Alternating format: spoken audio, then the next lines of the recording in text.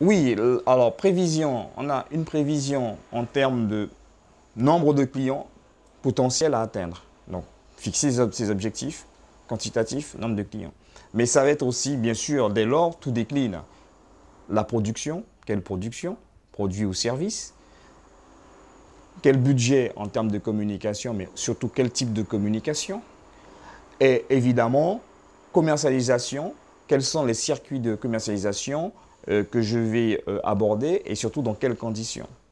Donc c'est l'ensemble de ces prévisions qui vont être mises en œuvre, donc qui vont constituer aussi des objectifs. Et c'est surtout ça. Et dès lors qu'on a tout ceci, donc on va avoir, on va dire, un tableau de bord en fait, un petit tableau de bord, et puis on n'a plus qu'à suivre. Alors à côté, réalisé par réalisé, donc on va faire, nous on parle de suivi derrière après ça. Donc on a mis en place des objectifs, on essaye de les réaliser, maintenant les a-t-on réalisés ou pas réalisés? Et ça, en fait, c'est une grande rigueur qu'il faille avoir.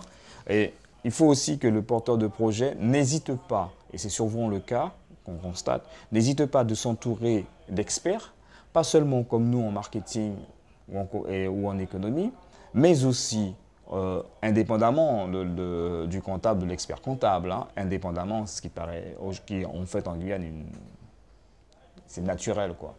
Mais il faut aussi que le porteur de projet puisse avoir ses autres experts, que ce soit en organisation du travail, que ce soit notamment dans le champ du social, dans la réglementation, de tout ce qui est juridique.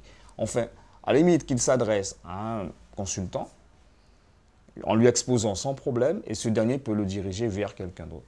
Ça lui coûterait moins cher que d'essayer de résoudre lui-même son problème en disant que bon voilà, je suis celui qui a tous les atouts en main parce que de toute façon j'ai mon comptable, ça me suffit largement. Non, une entreprise c'est un ensemble. C'est cet ensemble-là, c'est un ensemble d'experts qui peuvent graviter autour et l'aider à se développer. Et surtout aider le chef d'entreprise en exercice à prendre les bonnes décisions. Parce que de toutes les façons, la décision finale, c'est toujours lui. Hein. C'est oui, je prends ou je ne prends pas. Mais bon, il le fait en connaissance de cause. Mieux prendre une décision en connaissance de cause que pas du tout.